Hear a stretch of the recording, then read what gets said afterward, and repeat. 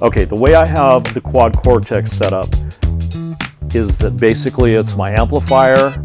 It can be my cabinet, although I generally use the Boss Katana mic as a cabinet because it's got the 12-inch speaker, and the 12-inch speaker just sounds right all the time. The Katana has a speaker in it that is got a lot of headroom.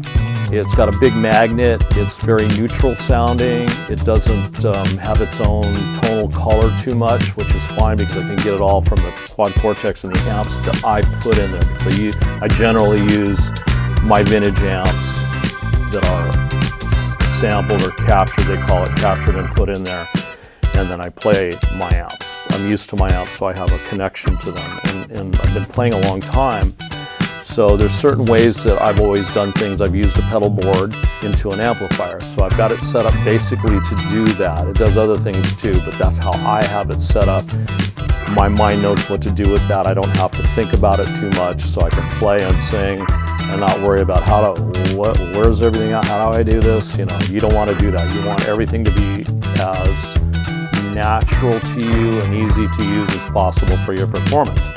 So basically, this is my pedal board, so I have it set up so that this particular pedal, if you can see here this is the wah right here, and you can see that it turns on automatically when I turn that on, and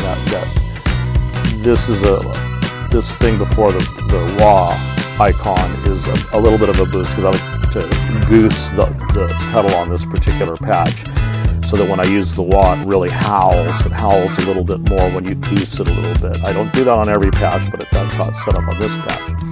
And this patch, I believe, the main amp on this, which is my Supro.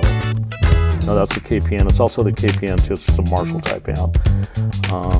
You see, that must be the Supro. Yeah, there's the Supro.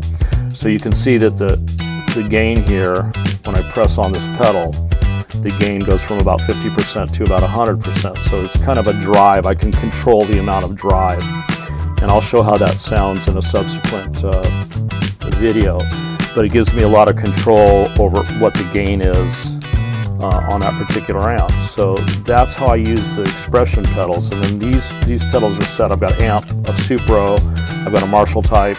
This looks like another Supro that's probably got more gain on it. Kind of sandwiched in there, and then I've got a compressor as a boost. I've got one of my own Octavia fuzzes. The Quad Cortex doesn't have an octave fuzz, but I captured an octave fuzz, and it actually worked on this thing, which is really cool. I didn't really expect it to do very well, but it worked. And I have an octave fuzz, and I'll show that on a subsequent video. And I have a drive, 808, another 808. This looks like another gain, so I have another clean gain at the end, and I'll show on another video why I set the blocks of effects and amps up in the places that they are and why they are where they are and how different the effects sound when they're moved before the amp and after the amp especially. That can be very dramatic, and you can do that, of course, in an old school amp. You can't put a drive after the amp. It only goes before. So there's some things you can do to actually build a studio level production of guitar tone, which is pretty cool.